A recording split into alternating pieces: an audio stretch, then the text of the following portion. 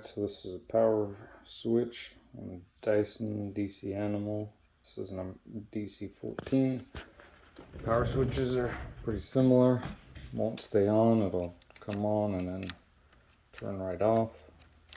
Switch isn't engaging, so I get a new one. It clicks on and off like it's supposed to. So pull this apart. This is your cover. It's got two screws behind it.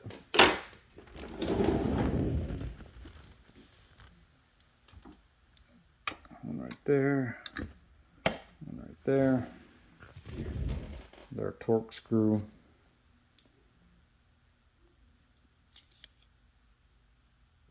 Looks like it's T15 torque. So that's the new one installed. Got it off of Amazon. It was like $9.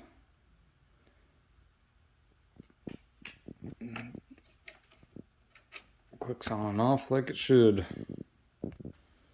When you're taking it off, there's a couple tabs right here. Put a screwdriver in, push those over when you're taking it out. Alright, I'll put back together. Works like it should. Clicks on and off.